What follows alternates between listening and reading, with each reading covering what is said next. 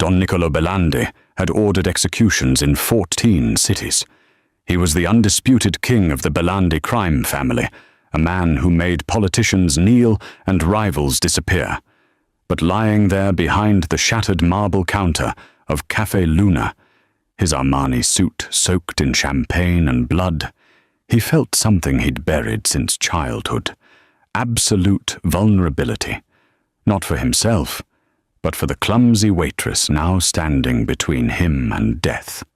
He had dismissed her as just a coffee pourer, someone who couldn't balance a tray without apologizing 3 times. He was wrong. As the ornate cafe door exploded inward under a hail of automatic gunfire, Sophia didn't scream. She didn't duck.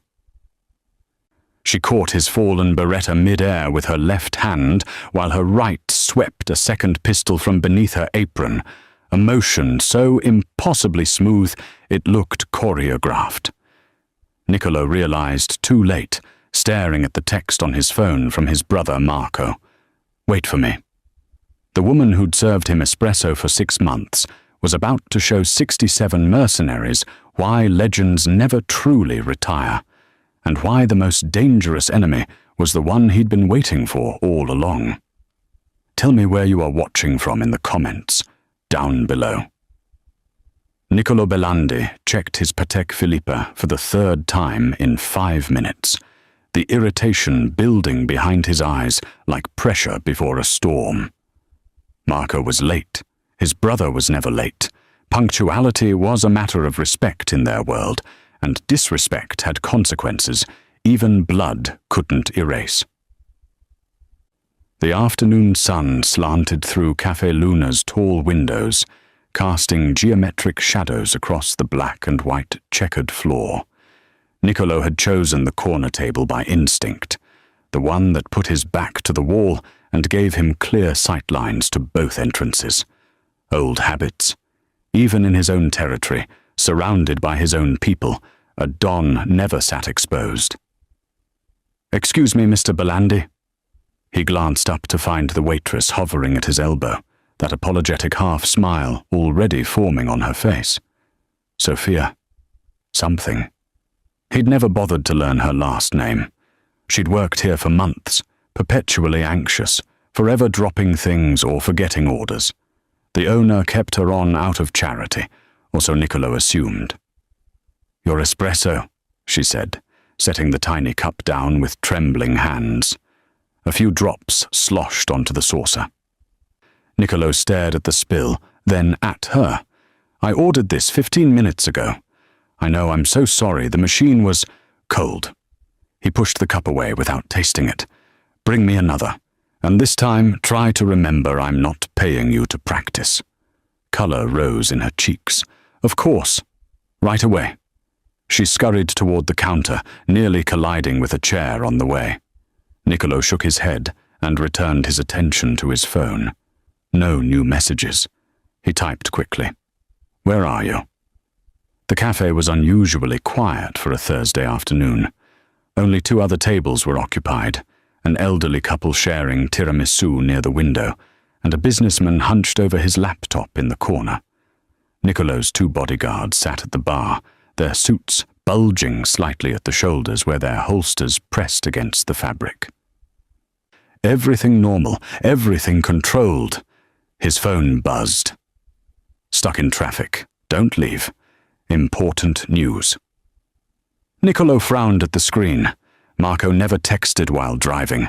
He was paranoid about phone records, insisted on face-to-face meetings for anything that mattered. The fact that he was breaking protocol sent a small spike of adrenaline through Niccolo's chest. The good kind, the kind that came before opportunity. "How long?" he typed back. 20 min max. Order me the panna cotta." Niccolo allowed himself a slight smile. Even in crisis, Marco thought with his stomach. He glanced toward the counter where Sophia was fumbling with the espresso machine, her back to him. "Waitress!" he called out. She turned, nearly dropping the portafilter. "Yes?" "My brother's joining me. He'll have the panna cotta." "Of course." She nodded too many times like a bobblehead. "I'll bring your fresh espresso first." As she turned back to her work, Niccolo noticed her posture shift almost imperceptibly. Her shoulders squared, her head tilted just slightly toward the window. If he hadn't been watching at that exact moment, he would have missed it entirely. Then she froze. It was subtle, the kind of stillness that came from training rather than fear. Through the cafe's front window, a white panel van rolled past slowly, too slowly for normal traffic. Niccolo's instincts, honed by 3 decades in the life, prickled at the back of his neck. Sophia's hand drifted to her apron pocket as she tracked the van's movement. Her fingers brushed against something concealed there. A gesture so quick, Niccolo almost convinced himself he'd imagined it. The van disappeared around the corner. She exhaled, a tiny release of tension, and returned to the espresso machine as if nothing had happened. But Niccolo was watching her now with different eyes. The trembling hands were steady as she tamped the grounds. The apologetic slouch had vanished, replaced by an economy of movement that looked almost military. He sat forward slightly, reassessing. The van was probably nothing, a delivery truck, a tourist lost in the neighborhood. But Sophia's reaction bothered him. Waitresses didn't track vehicles. They didn't carry weight in their pockets. They didn't move like... His phone buzzed again. "Marco." "You still there?" "Where else would I be?" Niccolo responded. The white van appeared again, circling back from the opposite direction. This time it slowed even more, practically crawling past the cafe's windows. At the counter, Sophia's head snapped up. Her eyes tracked the van with the focus of a predator, and for just a moment, one fleeting instant, Niccolo saw something in her face that made his blood run cold. Recognition, calculation, and beneath it all, something that looked disturbingly like resignation. She caught him staring, and the mask slammed back into place. The trembling smile returned. She lifted his fresh espresso with both hands, as if afraid she might drop it. But Niccolo Belandi hadn't survived 20 years at the top by ignoring his instincts. Something was very, very wrong. The window behind the elderly couple exploded first. Niccolo's brain registered the sound, a sharp crack like a champagne cork magnified 1,000 times, before his body could process what it meant. The husband's head snapped back in a spray of red mist, his wife's scream cut short as the second bullet punched through her chest. They crumpled together over their half-eaten tiramisu, a grotesque parody of an embrace. At the bar, both of Niccolo's bodyguards reached for their weapons. Neither made it. 2 more cracks, 2 more bodies hitting the floor with the wet thud of dead weight. The businessman in the corner dove under his table, laptop clattering to the tiles. Niccolo sat frozen, his hand hovering over his phone. This wasn't possible. Not here. Not in his territory, his cafe, his... The front door disintegrated under a hail of automatic gunfire. Wood and glass, transforming into 1,000 spinning shards. Through the smoke and debris, Niccolo saw shapes moving. Black tactical gear, assault rifles, professional stance. 6 of them. Maybe 8. His mind tried to count, but the numbers kept slipping away like water through his fingers. He should move. He knew he should move. 20 years of survival instinct screamed at him to run, to fight, to do anything but sit there like prey. But his body refused to obey, paralyzed by a single thought that looped through his consciousness like a broken record. Marco would come. Marco would fix this. Marco always. Something hit him from the side with the force of a linebacker. Niccolo's world tilted violently as he crashed to the floor, the air exploding from his lungs. The marble counter he'd been sitting beside erupted in a shower of white dust as bullets chewed through it. He tried to suck in breath, tried to understand what was happening, but there was weight on top of him. Someone pressing him down, shielding him. Sophia. She rolled off him in one fluid motion and kicked the heavy wooden table onto its side with a force that seemed impossible for someone her size. It slammed down between them and the door with a boom that rivaled the gunfire. Niccolo scrambled behind it on instinct, his back against the overturned marble, his ears ringing. "Stay down," Sophia said. Her voice had changed. No tremor, no apology. It was cold steel wrapped in silk, the kind of voice that expected obedience because it had earned the right. Niccolo watched in stunned disbelief as she reached beneath her apron and produced 2 pistols. Glock 9s, standard issue for people who killed for a living. Her hands moved with mechanical precision. Chamber check, safety off, stance perfect. The trembling waitress had vanished, replaced by something that moved like violence incarnate. The first breacher came through the shattered doorway in a tactical crouch, rifle sweeping the room. Sophia didn't hesitate.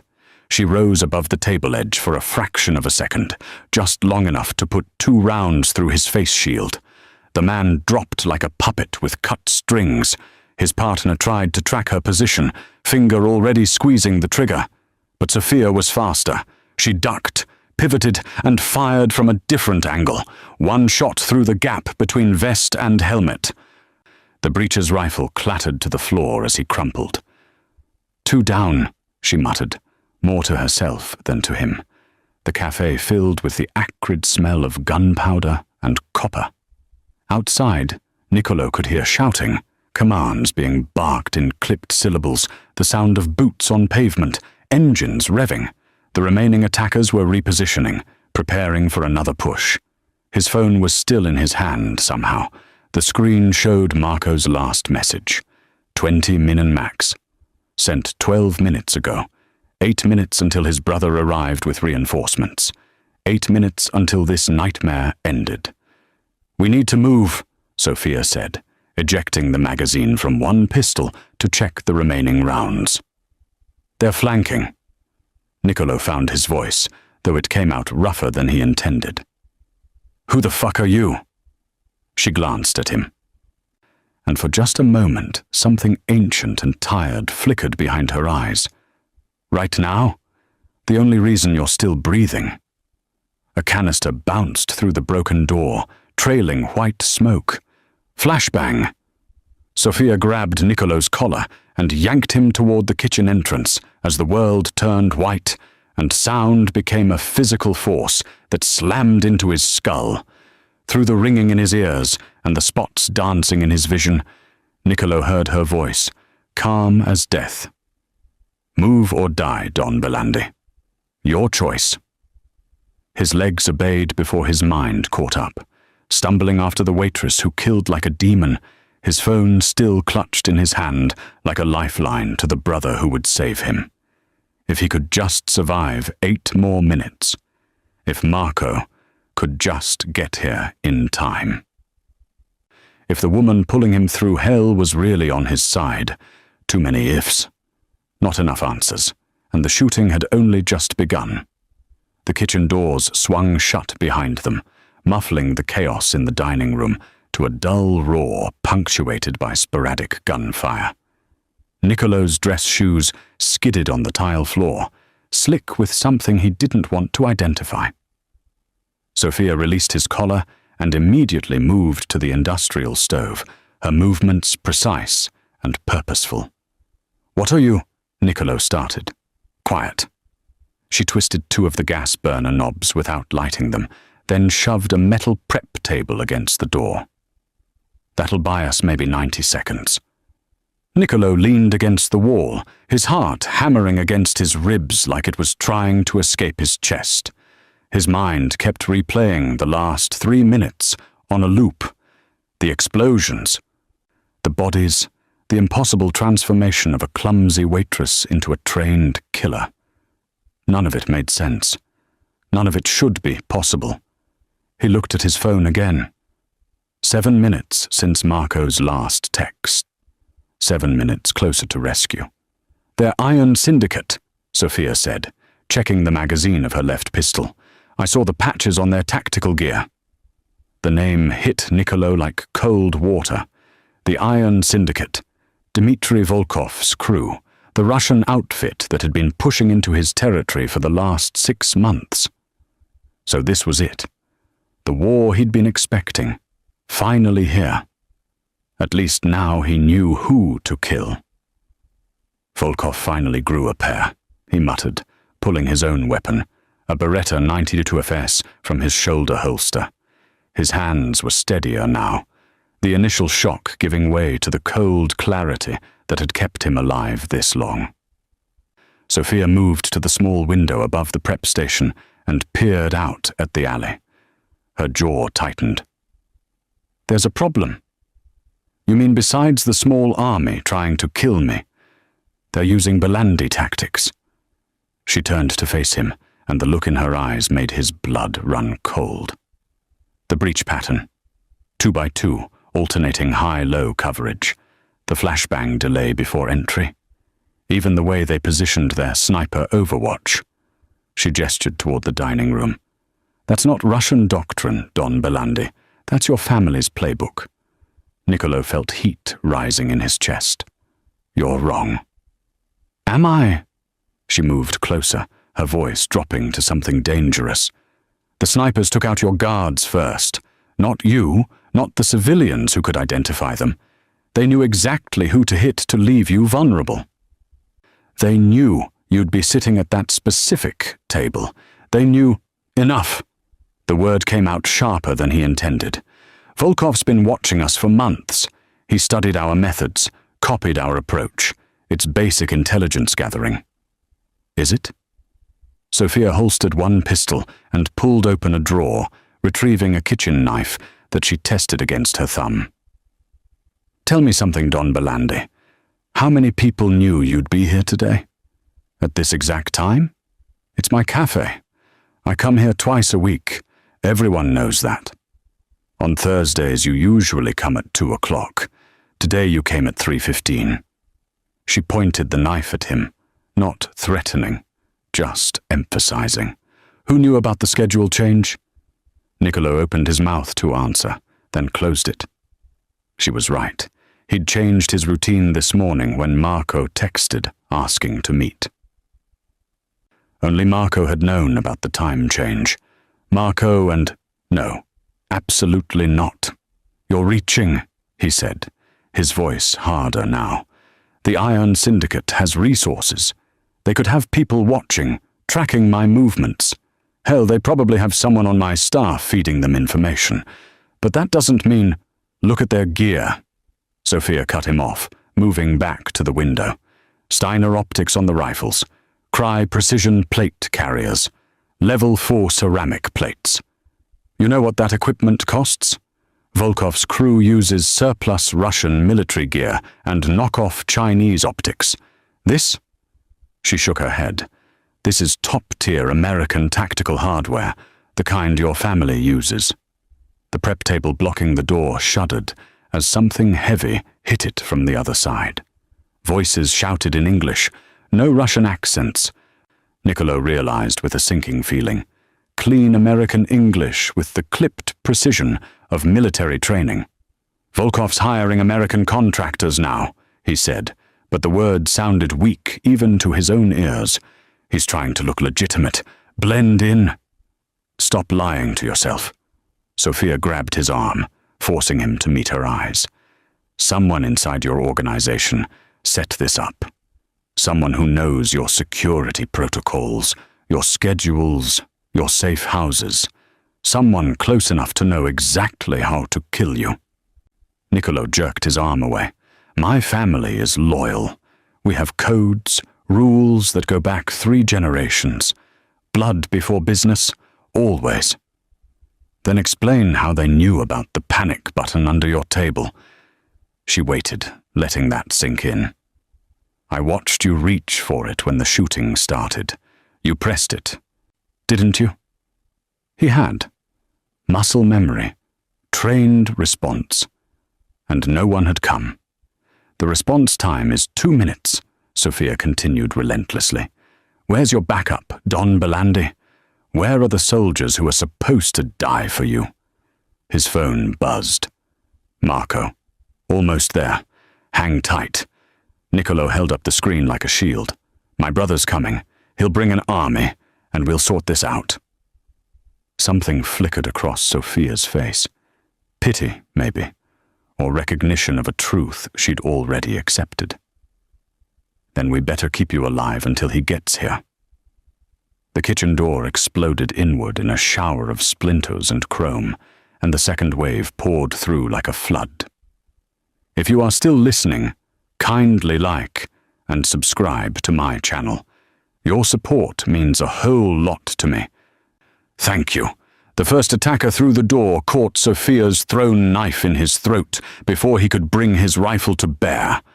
The second hesitated for a fraction of a second, fatal in close quarters, and paid for it when she put 3 rounds through the gap in his body armor at the armpit.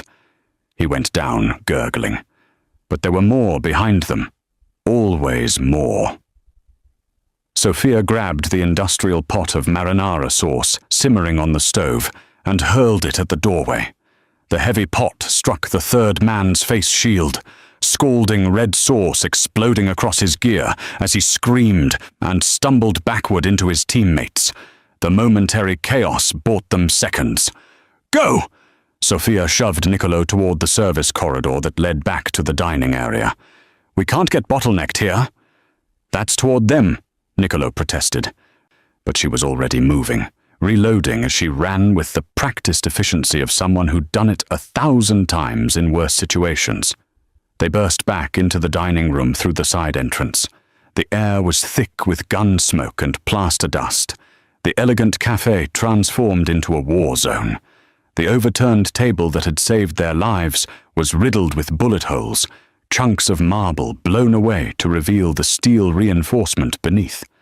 Bodies lay where they'd fallen. His bodyguards, the elderly couple, 2 attackers in tactical black. Through the shattered front windows, Niccolo could see more figures moving into position outside. They weren't rushing in anymore. They were being methodical, professional, setting up overlapping fields of fire to turn the entire cafe into a kill box. Sophia dropped behind the espresso bar as bullets chewed through the wood paneling above her head. Niccolo dove after her, landing hard on broken glass and spent shell casings. His shoulder screamed in protest, but he was alive, still breathing, still fighting. How many? He gasped. Too many. She rose up just long enough to fire twice, then dropped back down as return fire shredded the liquor bottles on the shelves behind them. Expensive whiskey rained down, mixing with blood and cordite. They're setting up a crossfire, front entrance, side windows, probably the back alley by now. Niccolo's mind raced through options, tactical scenarios learned from a lifetime of violence. They were pinned down, outgunned, running low on ammunition. In 2 minutes this would be over, and not in their favor. His phone buzzed against his chest. He fumbled it out with shaking hands, hoping for Marco's message saying he'd arrived, that salvation was here. 5 men out. Don't do anything stupid. 5 more minutes. An eternity. Sophia was moving again, impossibly fast, despite the bullets that snapped through the air around her. She grabbed the espresso machine's steam wand and wrenched it free from its moorings with a screech of metal. Superheated steam erupted from the broken connection like a geyser. "Cover your face," she barked. Niccolo barely had time to raise his arm before she kicked the machine toward the front entrance. It tumbled across the floor, trailing a cloud of scalding steam that filled the room with a white fog. Men screamed as the 200-degree vapor hit exposed skin, their tactical advantage disappearing into the artificial cloud. She used the cover to move, firing into the mist with precision that spoke of spatial awareness Niccolo couldn't comprehend. He heard bodies dropping, heard commands being shouted in confusion and pain. A figure materialized out of the steam to his left, tactical gear, rifle rising. Niccolo fired on instinct, center mass, the Beretta's recoil familiar in his hand. The man staggered but didn't fall, plates stopping the rounds. Before Niccolo could adjust his aim, the man's rifle swung toward his face. Sophia appeared like a ghost, plates from the broken table settings in both hands. She hurled them with vicious force. The first one shattered against the man's face shield. The second caught him in the throat above his vest. As he choked and stumbled, she closed the distance and put a round through his temple at contact distance. But more were coming. Through the dissipating steam, Niccolo saw them repositioning, adapting, learning. These weren't street thugs or low-level enforcers. These were professionals who knew how to kill and keep killing until the job was done. One of them circled wide, using the overturned furniture for cover, getting an angle on Niccolo's position. The Don tried to track him, but his magazine ran dry, with a hollow click that might as well have been a death sentence. The attacker rose from cover, rifle aimed at Niccolo's head, finger already applying pressure to the trigger. Close enough now that Niccolo could see his eyes through the face shield. Cold, professional, already moving on to the next target. "Marco sends his regards," the man said, his voice casual, almost friendly. The words hung in the air for a heartbeat that stretched into eternity. Niccolo's brain tried to process them, to understand what they meant. But before the implication could land, before the betrayal could crystallize into terrible understanding, the world exploded. The grenade detonated 6 feet away, behind the overturned marble counter. The concussive force picked Niccolo up and slammed him into the espresso bar like a rag doll. His ears didn't ring. They simply stopped working, all sound replaced by a high-pitched whine that felt like it was coming from inside his skull. Blood ran warm from his nose, his mouth, possibly his ears. Through the haze of shock and disorientation, he saw Sophia's mouth moving, shouting something he couldn't hear. She was pulling him up, dragging him toward the back of the cafe. Her face spattered with blood and plaster dust. The attacker who'd spoken was dead, torn apart by his own team's grenade. Friendly fire, Niccolo thought distantly. Sloppy. Marco would never approve of such sloppiness. Marco. The name echoed in his fractured consciousness, but the context was gone, blown away by the explosion that had stolen his hearing and nearly his life. Something important about Marco, something the dead man had said. But the words were lost, buried under the whine of tinnitus and the drum of his own heartbeat, and all Niccolo could do was stumble after the killer waitress who kept saving his life while his brother raced to do the same. 4 more minutes, just 4 more minutes. And Marco would make everything right. The entrance to the tunnels was hidden behind the wine rack in the storage room, a relic from the 1920s when Cafe Luna had been a speakeasy and the Belandi family had been smugglers rather than kings. Sophia found it with the certainty of someone who'd already scouted every escape route, shoving aside dusty bottles of Chianti to reveal the iron door set into the brick. Niccolo's hearing was starting to return in patches, the whine fading to a dull roar, punctuated by the muffled sound of his own breathing. He could hear gunfire behind them, closer now, the attackers regrouping for another push. His mouth tasted like copper, and his head felt like it had been used as a church bell. But he was alive. Sophia wrenched the door open, revealing a shaft of darkness that dropped into the earth. A rusted ladder descended into shadows that seemed to swallow the dim light from the storage room. The air that rose from below smelled of damp stone and decades of neglect. "Down," she commanded, already holstering one pistol to free her hand for the ladder.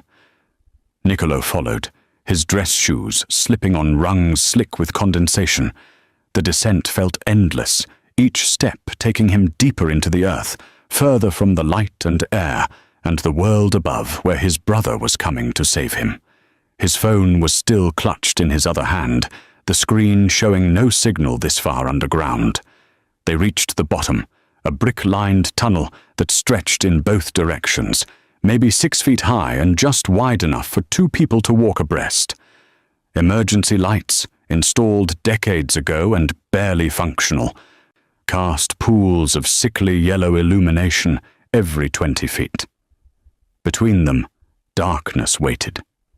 Sophia moved immediately to the right, her pistol up and tracking. "This runs 3 blocks north. There's an exit behind the old pharmacy on Castellano Street." "How do you know that?"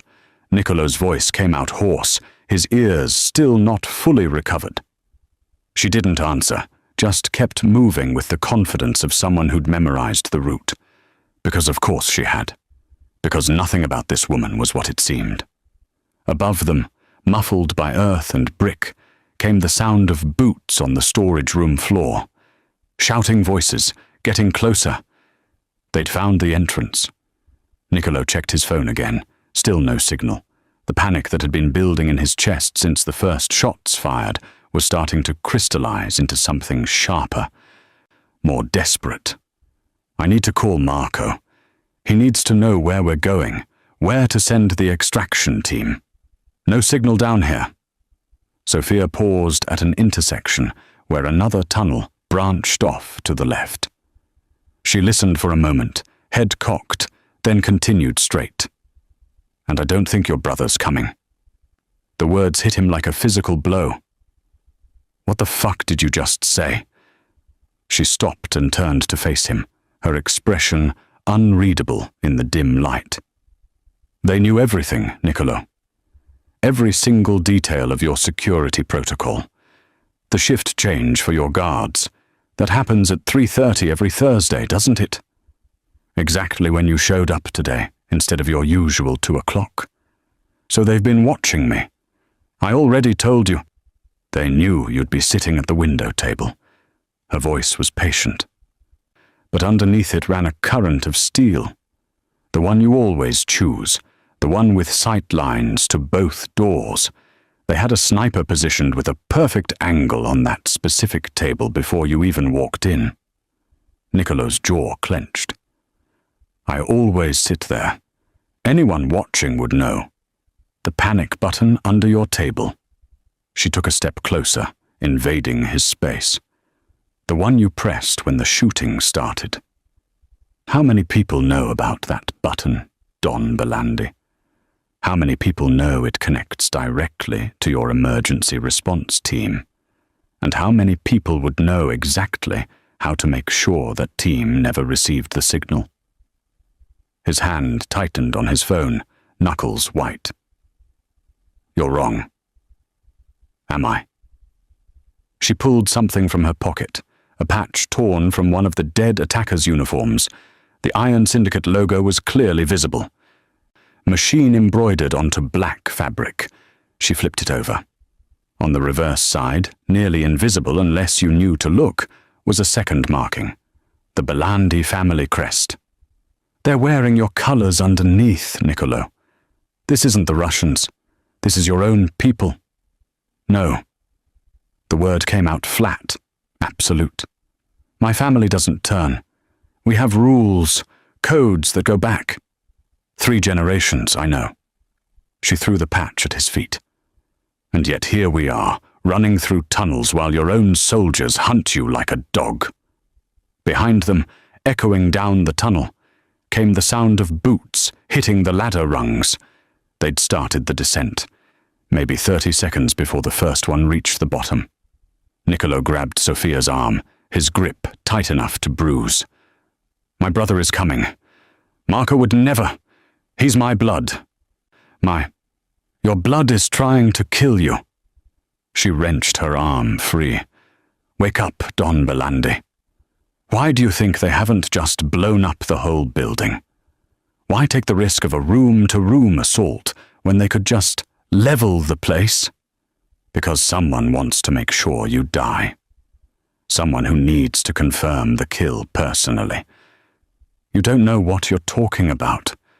But even as he said it, doubt was creeping in like poison.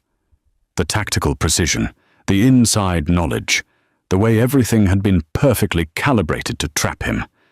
And Marco's texts, keeping him in place, telling him not to leave, buying time for... No, he wouldn't let her plant this seed. Couldn't let her turn him against the one person in the world he trusted absolutely. His phone buzzed, one bar of signal, flickering. A new message loaded. Where are you? Can't find you in the cafe. Give me your position. Relief flooded through him, washing away the doubt. He's here. Marco's here. He started typing a response, his fingers shaking. He'll send people down here, extract us, and then we'll find out who really set this up. Sophia grabbed his wrist before he could hit send. Don't! Get off me. If you tell him where we are, we're dead in 5 minutes. He's my brother! The shout echoed down the tunnel, too loud, giving away their position. Niccolo didn't care anymore. He's family. Family doesn't... The first flashlight beam cut through the darkness behind them, illuminating the tunnel they'd just left. A voice called out, professional and calm. Movement ahead. 2 targets. Advancing. Sophia released his wrist and started running, her footsteps echoing off the brick. Niccolo stood there for 1 more second, his thumb hovering over the send button, Marco's message glowing on the screen. Where are you? The flashlight beam swept closer, the sound of safeties being clicked off, weapons being raised. Niccolo deleted the message and ran after the woman who thought his brother wanted him dead, into the darkness that seemed to have no end. They emerged from the tunnels behind a condemned tenement building 3 blocks from the cafe, gasping in the cold air like drowning men breaking the surface. Niccolo's lungs burned, his legs trembled from the sprint through the underground maze, and his ears still rang with the echo of gunfire that had chased them through the darkness. Behind them, the pursuit had fallen silent.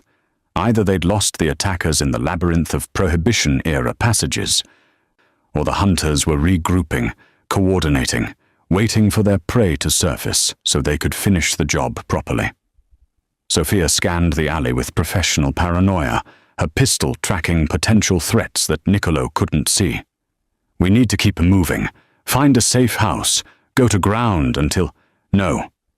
Niccolo pulled out his phone, relief flooding through him as full bars appeared on the screen. No more running. He scrolled through his contacts, bypassing the main numbers, all of them potentially compromised if Sophia was right about an insider. But there was one number Marco had given him years ago, a burner phone for emergencies only, never to be used unless everything else had failed. If this wasn't an emergency, nothing was. He dialed. It rang once, twice, 3 times. Each ring felt like an eternity. Then, Nico! Marco's voice came through frantic, breathless. Jesus Christ, Nico, where are you? I've been trying to reach you. The cafe, there are bodies everywhere. Your guards are dead, I thought. The fear in his brother's voice cut through Niccolo like a knife. This was Marco, his baby brother, the one he'd protected from their father's rages, the one he'd trained to take over when the time came. The emotion in that voice was real. It had to be real. I'm alive, Niccolo said, his own voice rough. I'm out, Thank God. A shuddering exhale. I just got here 5 minutes ago. The whole block is chaos. Emergency services. Police. Nico, who did this? Was it Volkov? The Russians? I don't know. Niccolo glanced at Sophia, who was watching him with an expression that might have been pity. Maybe. It doesn't matter right now. I need extraction. Already on it. Marco's voice shifted, becoming harder, more controlled, the tone of a commander taking charge. I've got a helicopter inbound. Where are you exactly? Niccolo hesitated, Sophia's warnings echoing in his mind. Then he pushed them aside. This was Marco. Castellano Street, behind the old Moretti building. Okay. The sound of Marco breathing, thinking. That's 3 blocks from the cafe. Listen to me carefully. The streets aren't safe. I've got reports of hostiles still in the area, hunting. You need to get to high ground, where we can extract you clean. Where? The Residenza building, 5 blocks east of your position. You know it? Niccolo did. An old residential tower his family owned, mostly empty now, scheduled for demolition next month. Yeah. Get to the west rooftop. My chopper will be there in 12 minutes. Can you make it? 12 minutes. 5 blocks through hostile territory to a building with no power and probably no working elevators. But it was an exit, a way out of this nightmare, and it was coming from the one person Niccolo trusted with his life. I'll make it, he said. Nico! Marco's voice caught, genuine emotion breaking through. I'm sorry I was late. I'm sorry I wasn't there. This is on me. You're here now. That's what matters. 12 minutes, west roof. Don't trust anyone else. The line went dead. Niccolo turned to find Sophia staring at him with an expression caught between disbelief and resignation. You actually did it. You called him. He's sending extraction, helicopter to the Residenza building. The Residenza. She said it flat, toneless. The condemned tower with no cover, no alternative exits, sitting on top of a building scheduled for demolition. She holstered her pistol with deliberate care. That Residenza. It's 5 blocks away. We can make it. To the west rooftop, I assume? When he nodded, she actually laughed, a bitter sound that held no humor. Of course, the west roof. The one that faces nothing but open air and has 0 cover from any direction. Perfect killing ground if you wanted to make absolutely sure someone didn't escape. Niccolo's patience, already worn thread-thin by hours of violence and fear, finally snapped. Enough. I'm done listening to your paranoid theories about my family. Marco is sending a helicopter to get us out. We're going. It's a trap. It's extraction. Then why that building? She stepped closer, her voice dropping to something urgent and dangerous. Niccolo, think. Your family owns a dozen properties within 6 blocks. The Giordano apartments have a rooftop helipad specifically designed for landings. The old factory on Via Roma has 3 separate extraction points. Hell, even the cafe itself has a roof that could take a helicopter. So why the one building in the entire area that gives you no cover, no options, and no way out if things go wrong? Because it's close and it's empty. No civilians to get caught in crossfire if those bastards are still hunting. Or because it's the perfect place to finish what they started. She grabbed his jacket, forcing him to meet her eyes. The west roof is completely exposed, sight lines from every surrounding building. If you go up there, you're a target in the center of a shooting gallery. 1 sniper, 1 RPG, hell, 1 good rifleman, and you're done. Niccolo shoved her hand away, anger and fear and exhaustion coalescing into something hot and sharp in his chest. My brother is not trying to kill me. My brother is trying to save me. And I'm going to that rooftop with or without you. Then you're going to die. Maybe. He checked his pistol. 4 rounds left. Not enough for another firefight, but enough to make a last stand, if it came to that. But I'm not going to die cowering in an alley because some waitress with a hero complex has trust issues. He saw the words land, saw something flicker in her eyes. Hurt, maybe, or recognition of a truth she'd tried to bury. For a moment, he thought she might actually leave, might disappear back into whatever shadow world she'd come from, and let him face this alone. Instead, she checked her own weapons, her jaw set in a line that promised violence. Then I guess we're both idiots. You're coming? Someone has to be there to say, "I told you so," when your brother's helicopter shows up with a minigun instead of a rescue crew. She started walking east, toward the residenza, toward whatever waited on that exposed rooftop. 12 minutes, you said. 11 now. Then we better run. They ran through back alleys and side streets, keeping to the shadows, avoiding the main roads where police sirens wailed and emergency lights painted the night in shades of red and blue. Twice they spotted men in tactical gear, black-clad figures moving with purpose through the chaos, and both times Sophia pulled him into doorways, behind dumpsters, anywhere that bought them precious seconds of invisibility.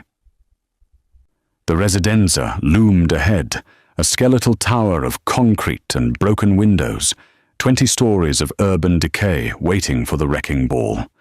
The front entrance was chained shut, condemned signs plastered across the doors. Sophia shot the lock off, and they slipped inside, into darkness that smelled of rot and abandonment. Somewhere above them, a helicopter's rotors beat against the night sky, getting closer. 11 floors to climb. No elevators, no power, just stairs and darkness, and the sound of their own breathing as they raced toward either salvation or slaughter. Niccolo's phone buzzed one last time as they hit the 5th floor landing. "Marco, almost there. Can you see the chopper?"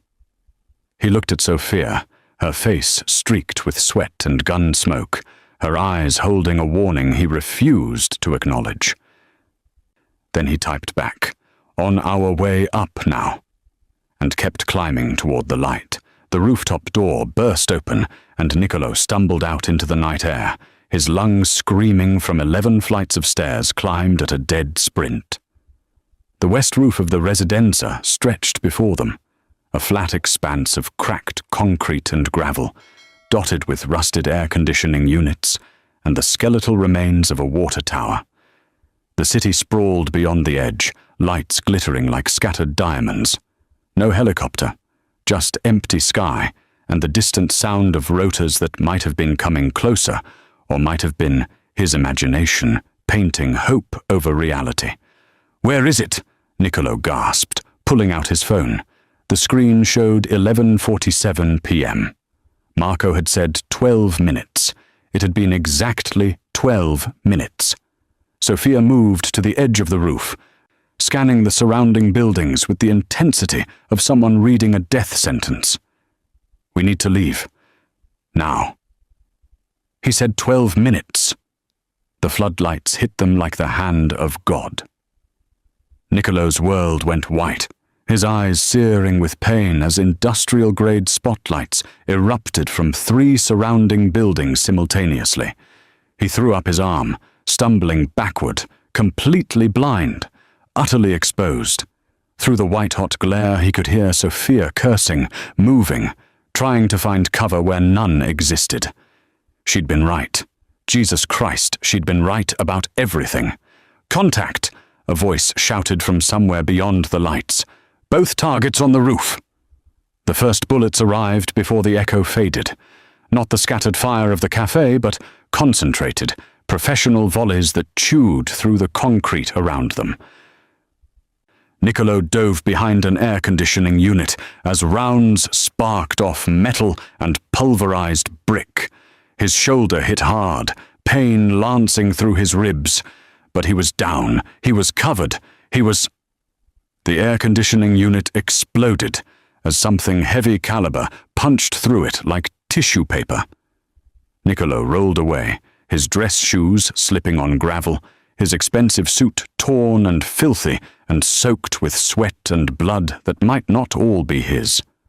Through the glare and chaos he saw them coming, rappelling down from the rooftops above like spiders on silk threads.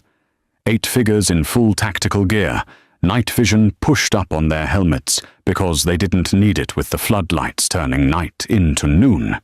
They landed on the roof with practiced precision, forming a semicircle that cut off any escape back to the stairwell. Heavy assault team. Professional, expensive. The kind of crew you hired when you needed something done with absolute certainty. One of them raised a hand and the gunfire stopped. In the sudden silence, Niccolo could hear his own heartbeat, could hear the distant wail of sirens, could hear Sophia's breathing somewhere to his left. Don Belandi. The team leader's voice was flat, American, Midwest accent. You're ordered to stand down. Come out and this ends clean. Niccolo's hand found his Beretta, the weight familiar and useless against 8 assault rifles, 4 rounds against a firing squad. The math didn't work. Who sent you? He called out, stalling, hoping, praying for the helicopter that wasn't coming. Does it matter? It did. God help him, it did. Before he could respond, Sophia stood up. She rose from behind the water tower base like death personified, and for the first time since this nightmare began, Niccolo saw what she'd been holding back. The trembling waitress was gone. The competent fighter who'd saved him in the cafe was gone. What remained was something else, entirely. Something that moved with the absolute confidence of a weapon that had never known doubt. Get down! The team leader shouted. Sophia smiled. She moved. The first man died before his brain could process movement into threat. Sophia closed the 15 feet between them in a heartbeat, her pistol coming up in a draw so fast it looked like the weapon had materialized in her hand. One shot, angled up under his helmet, through the soft palate into the brain. He dropped like a marionette with cut strings. She used his falling body as cover, pivoting behind it as his teammates opened fire. Rounds meant for her tore through their dead comrade instead. In that half-second of confusion, she killed 2 more. Precise double taps that found the gaps in their armor with impossible accuracy. The team scattered, training overriding shock, but she was already moving again. She grabbed a frag grenade from the dead man's vest, pulled the pin, and hurled it, not at the soldiers but at one of the floodlights. The explosion took out the light and plunged a third of the roof into blessed darkness. She disappeared into it like smoke. Niccolo watched in horrified fascination as the widow went to work. She used the shadows and the strobing muzzle flashes as camouflage, appearing behind men who thought they had her position, putting bullets in backs of heads and sides of necks, anywhere the armor was weak. When her pistols ran dry, she took a rifle from a corpse and used it with the same casual mastery. One of them got smart, grabbed a flashlight, swept it across the darkened section of roof. The beam caught Sophia mid-stride. He fired, a clean shot that should have ended her. She twisted impossibly, the round passing through the space her torso had occupied a microsecond earlier, and threw her knife in the same motion. It caught him in the eye, the only vulnerable point on his face, and he went down screaming. 7 corpses in under a minute. The 8th man, the team leader, had maintained discipline. While his squad died, he'd been flanking, getting position, waiting for the shot. Niccolo saw him rise from behind a ventilation unit, saw the rifle tracking toward Sophia's back, saw the finger tightening on the trigger. "Sophia!" he shouted. She spun, bringing her captured rifle around, but she was a fraction of a second too slow. The team leader fired first, a controlled burst that caught her in the side, spinning her around, dropping her to one knee. Niccolo moved without thinking, his last 4 rounds spent in a desperate spray that forced the team leader to duck. It wasn't accurate, it wasn't skillful, but it bought Sophia the second she needed to recover. She came up firing one-handed, her other hand pressed against the spreading red stain on her ribs, and put 3 rounds through the team leader's face shield at 20 yards. The 8th man fell. Silence crashed down on the rooftop like a physical weight. Niccolo stumbled toward Sophia, his ears ringing, his hands shaking. She was still standing, but barely, her face pale in the remaining floodlights. Blood ran between her fingers where she pressed against her wound. "You were right," he said, his voice hollow, "about all of it. The trap. The..." Pain exploded in his shoulder as something punched through him from behind. He looked down in dumb confusion at the exit wound, at the blood spreading across his white shirt, at the way his arm suddenly wouldn't work anymore. Sniper. Of course. There was always one more. He fell to his knees as his legs forgot how to hold him. Through the growing haze of shock, he saw Sophia grab him, drag him behind the water tower base, her face set in grim determination, despite her own wound. The helicopter was coming now. He could hear it clearly, rotors beating the air, getting closer. But it wasn't coming to save him. It had never been coming to save him. His phone lay on the gravel where he'd dropped it.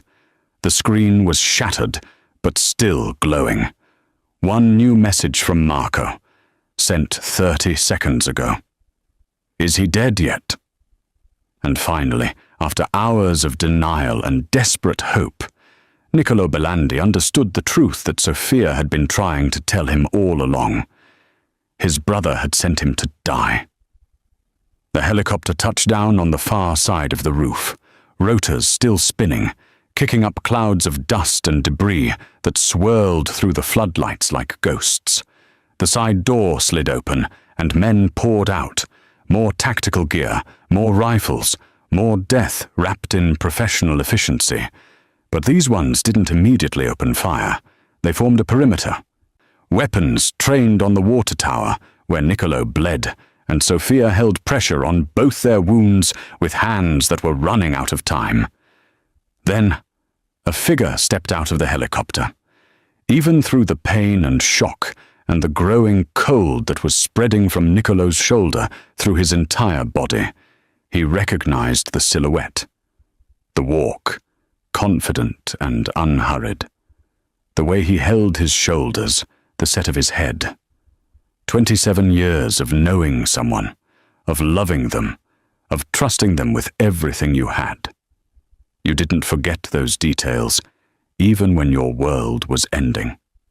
Marco Belandi walked across the rooftop like he was strolling through a garden, his $5,000 suit immaculate, not a hair out of place.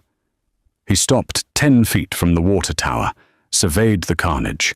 8 dead elite operators. Blood pooling on concrete.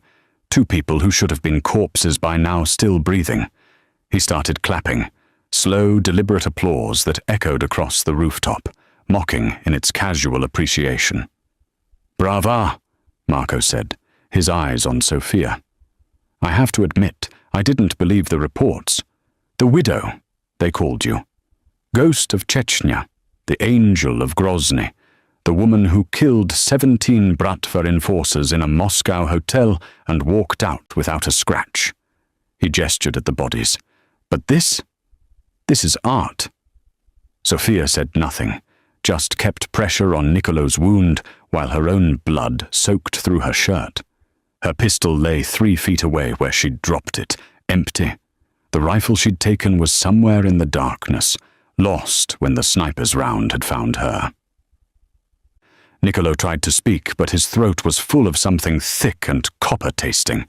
He coughed, spat blood, tried again. Why? Marco's smile faded. He walked closer, flanked by 4 guards whose weapons never wavered from their targets. He crouched down so he could look his brother in the eye, close enough that Niccolo could see the resemblance. The same jaw, the same dark eyes, the same blood flowing through veins that had once meant everything. "Why?" Marco repeated the word like it was a curious specimen he was examining. "Because you were killing us, Nico. Not with bullets or bombs, but with your precious codes and rules and honor." He said the last word like it was a disease. "Do you know what the younger families call us? The dinosaurs, the relics, the old men clinging to a world that doesn't exist anymore. We're the strongest family in the city," Niccolo managed, each word costing him blood. "We were."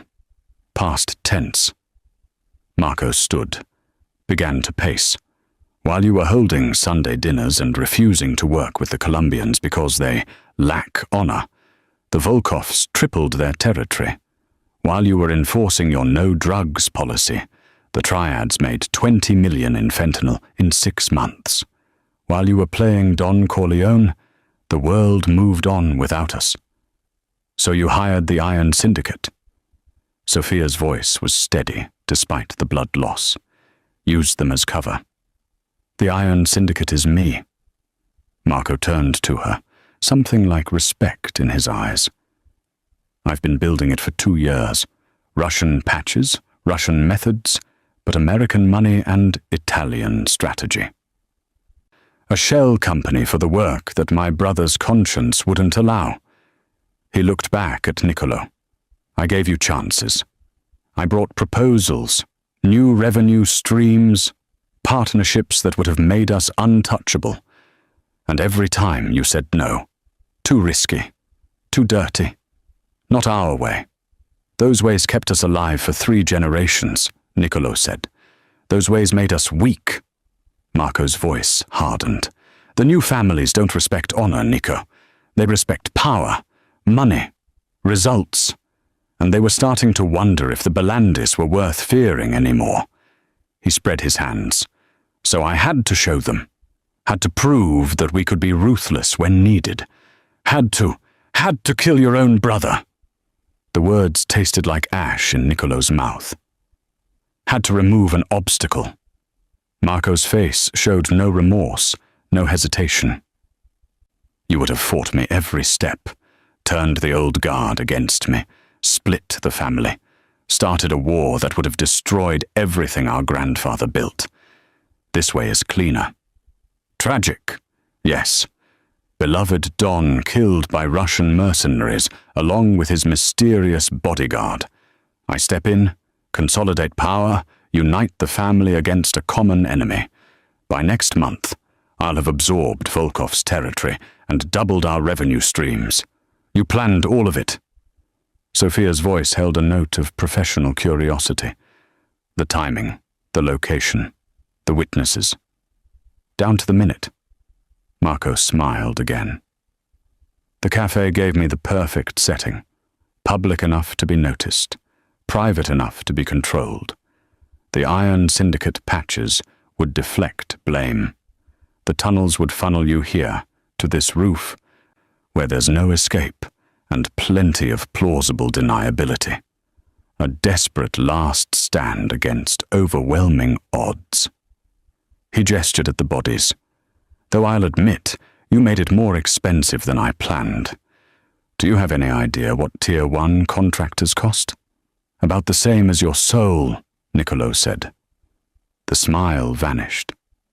"Don't moralize at me, brother. You've killed plenty. The difference is I don't pretend it's noble." He pulled a pistol from his jacket, a Sig Sauer, black and efficient. "I loved you, Nico. Truly. But I love our family's future more." He raised the pistol, aiming at Niccolo's head. His hand was steady, no trembling, no hesitation. Just cold calculation, wrapped in expensive fabric. "Any last words?" Niccolo looked at his brother, the baby he'd protected from their father's fists, the boy he'd taught to throw a punch, the man he'd groomed to inherit everything, and felt something break inside him that would never heal. "Yeah," he said. "You missed one thing in your perfect plan."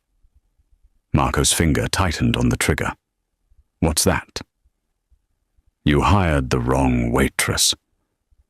Sophia moved. She'd been faking the extent of her injury, keeping one hand free, waiting for Marco to get close enough and arrogant enough to make a mistake. Her hand shot out, and grabbed a handful of gravel, hurling it at the nearest guard's face.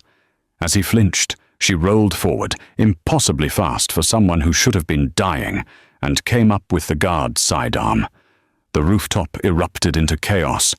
Sophia fired twice, one guard down, another clutching his throat. Marco dove for cover, shouting orders, his perfect plan dissolving into gunfire and screaming. His remaining guards opened up, their rifles tearing chunks out of the water tower, but Sophia was moving again, using Niccolo's body as partial cover while she engaged with surgical precision. Through the pain and the noise and the growing darkness at the edges of his vision, Niccolo watched his brother scramble toward the helicopter, watched the widow cut down men who were supposed to be the best, watched his family destroy itself on a rooftop under the indifferent stars. His hand found his discarded Beretta, forgotten in the chaos. Empty, useless, but his fingers closed around it anyway. One of Marco's guards noticed, started to swing his rifle toward Niccolo. Sophia put 2 rounds through his chest. Then the slide locked back on her pistol. Empty. She was out. Marco saw it too. He stopped running, turned, raised his Sig Sauer with both hands, and proper stance, just like Niccolo had taught him when he was 16 years old. "I really am sorry," Marco said, and fired. The round that should have killed Sophia never found its mark. She threw herself sideways as Marco fired, but that wasn't what saved her. What saved her was the fireball that erupted from the cafe 3 blocks away, a massive explosion that lit up the night sky like a second sun, and shook the Residenza building hard enough to knock everyone off balance. Marco stumbled, his shot going wide. His guards turned instinctively toward the explosion, training overriding orders for just a fraction of a second. Sophia had already moved past them. She'd palmed something from one of the dead operator's vests, a flashbang, and now she triggered it with her thumb and lobbed it underhand into the cluster of guards. The roof strobed white, the crack of it hitting like a physical wall. Men screamed, dropped weapons, clutched at faces and eyes. Through the chaos and the afterglow of the cafe explosion, Sophia became a ghost. She moved through the disoriented guards with brutal efficiency, taking weapons from nerveless fingers and using them at point-blank range.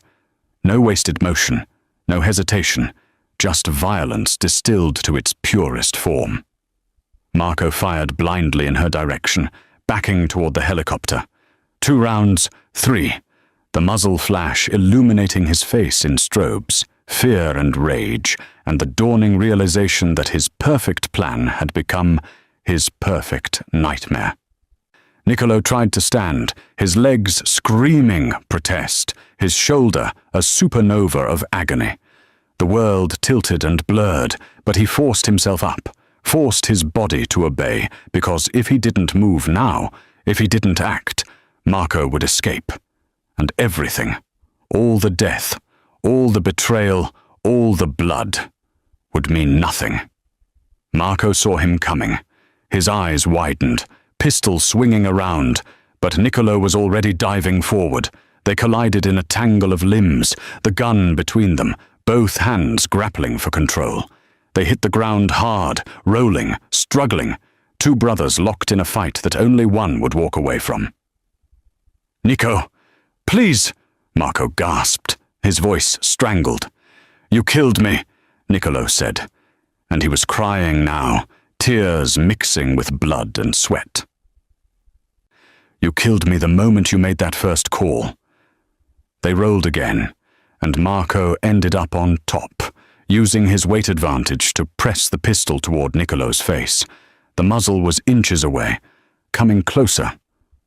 Marco's face above him twisted with effort and something that might have been grief. "I'm sorry," Marco whispered. "I'm so sorry, but I can't stop now. It's too late." "I know," Niccolo said.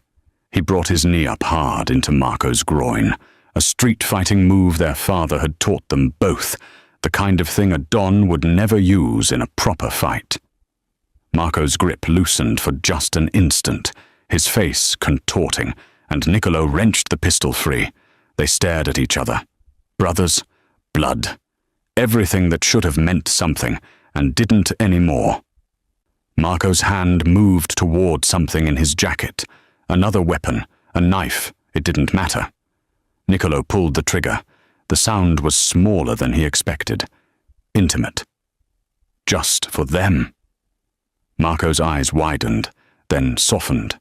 He tried to speak, but blood came instead of words. He slumped forward, his weight pressing down on Niccolo, and for a moment it was like when they were children and Marco would climb into his bed during thunderstorms, trusting his big brother to keep him safe from the world. Niccolo held him as he died. Behind them, the last guard fell to Sophia's borrowed rifle. The shooting stopped. The helicopter's engine continued its rhythmic beating, rotors spinning uselessly, going nowhere. Sophia appeared in Niccolo's fading vision. Her face pale from blood loss, but her hands steady as she rolled Marco's body aside and applied pressure to Niccolo's shoulder with professional detachment. "Stay with me," she commanded. "You don't get to die after I went to all this trouble." "The explosion," Niccolo managed. "The cafe. Gas main I rigged in the kitchen before we left. Remote detonator. Figured we might need a distraction." She pulled off her belt, fashioned a tourniquet with quick, practiced movements. "Your family's insurance will cover it." "My family," Niccolo said, and laughed, a wet, painful sound. "Don't have much of that left." "No," she agreed. "You don't." Sirens were wailing now, getting closer. Emergency services, police, probably federal agents too, given the level of carnage spread across 6 city blocks. The cavalry arriving too late, as always. "Shift's over, boss," Sophia said, and there was something almost gentle in her voice. "Time for both of us to clock out." She pressed something into his hand, a phone, not his own. "Speed dial 1 goes to your underboss, Tommaso. He's clean, wasn't part of Marco's play. He'll get you to a hospital and handle the cleanup." "What about you?" But she was already standing, already moving toward the roof access door, fading into shadows like she'd never been there at all. "Wait," Niccolo called. "I don't even know your real name." She paused at the doorway, silhouetted against the distant glow of the burning cafe. "Neither do I anymore," she said, and was gone. 3 weeks later, Niccolo Belandi stood in an Italian cemetery under grey skies and watched them lower his brother into the ground. The funeral was well attended. Politicians and criminals and people who blurred the line between both, all of them paying respects to a tragedy that everyone understood and no one spoke of directly. The official story was simple. Marco Belandi, promising underboss, had been killed during a Russian syndicate attack on his brother, a hero who died protecting his Don. There would be a statue, eventually, something tasteful in the old neighborhood. Niccolo's shoulder ached despite the painkillers, despite the surgery and the physical therapy, and the doctor's assurances that he'd been lucky. He didn't feel lucky. He felt hollow, like something essential had been carved out and would never grow back. He was the undisputed Don now. No rivals, no questions, no challenges to his authority. The other families had sent flowers and condolences, had sworn renewed loyalty, had promised support against the Russian threat that Marco had invented and then become. King of everything, ruler of nothing that mattered. The service ended. People filed past with murmured condolences that meant nothing. Tommaso stayed close, a loyal shadow, already handling the transition of power with the efficiency that would make him a good underboss if Niccolo could ever bring himself to trust anyone again. That evening, as the sun set over the city his family had controlled for 3 generations, Niccolo returned to Cafe Luna. The repairs were nearly complete. New windows, new furniture, new marble counter, to replace the one that had been shredded by bullets. The bloodstains were gone, scrubbed away like the violence had been a bad dream. But the ghosts remained. Niccolo could still see the elderly couple at their table, could still hear the first shot, could still feel Sophia tackling him to safety. A new waitress approached, young and nervous, holding a menu. "Can I get you something, Mr. Belandi?" "Espresso," he said automatically. "And—" he hesitated. "Was there another waitress here before? Sophia?" The girl shook her head. "I just started last week, but someone left this for you." She pulled an envelope from her apron, plain white paper, with his name written in neat script. "The owner said to give it to you if you came back." Niccolo opened it with hands that had killed his brother, hands that would never be clean again. The note inside was brief. "No charge for the extra protection. But I'm keeping the tips." Below that, in smaller script, the old man behind the counter at Morelli's Deli, "Antonio, he's one of Marco's. Tommaso's clean, but watch your back. You're not very good at it." "P.S. The espresso really was terrible. You were right to complain." Niccolo read it twice, then a third time, then carefully folded it and put it in his pocket next to his heart. The waitress had returned with his coffee, setting it down with both hands, nervous that she might spill it. "Thank you," he said, and meant it. He sat in the corner booth, not his usual table, he'd never sit there again, and sipped the mediocre espresso while the city moved on outside the windows. The widow was gone, vanished back into whatever shadows had birthed her. She'd saved his life and asked for nothing. Had disappeared before he could offer her money or power or any of the things that people usually wanted from a don. She'd wanted her tips. He almost smiled. Tommaso appeared in the doorway, phone in hand. "Boss, we need you. The Russians are requesting a sit-down, and the feds are asking questions about the weapons we recovered from—" "I'll be there," Niccolo said. 5 more minutes." Tommaso nodded and disappeared, leaving him alone with his ghosts and his coffee, and the weight of a crown he'd never wanted, but would wear anyway, because it was his now. Bought and paid for in blood. He raised his cup in a silent toast. To his brother, to his family, to the waitress who'd been so much more. To survival, however hollow it tasted. Outside, somewhere in the city, a woman with a dozen names and a lifetime of ghosts walked away from the Belandi family and their wars, her shift finally over, her debt finally paid. She didn't look back. Neither did he. The espresso was cold by the time he finished it, but Niccolo Belandi drank it anyway. It seemed appropriate somehow, an ending that tasted like ashes. The price of blind loyalty. In the world of power and family, Niccolo Belandi learned the hardest lesson of all. Loyalty without discernment is not virtue, it's vulnerability.